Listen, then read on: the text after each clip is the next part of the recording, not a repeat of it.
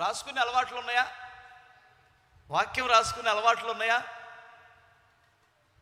చదువు రానోడు చదువు రాకుండా చస్తుంటే చదువు వచ్చి నువ్వు చస్తావు ఎందుకు? ఓ డైరీ పెట్టుకో. ప్రతి క్రైస్తవుడి దగ్గర బైబిల్ ఉండాలి, పాటల పుస్తకం ఉండాలి, ఒక డైరీ పెన్ ఉండాలి. ఖచ్చితంగా వెళ్ళేటప్పుడు ఏం తీసుకుని వెళ్ళాలి?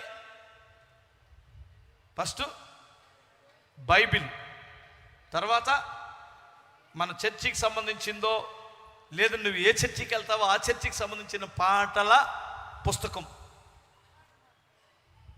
3 వాక్యం రాసుకునే డైరీ, ఒక పెన్ను.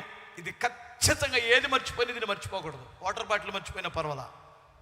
ఇది ఉంది అంటే ఆ వ్యక్తి ఆధ్యాత్మికమైన చింతనతో ఆసక్తితో ఉన్నాడు అని అర్థం.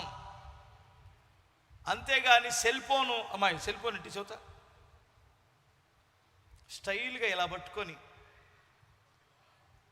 ఎక్కడికి వెళ్తున్నావు అంటే చర్చికి. సిగ్గు లేదు ఏమనుకోమా.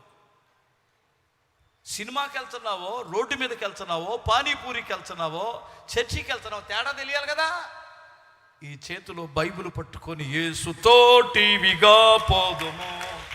హల్లెలూయా.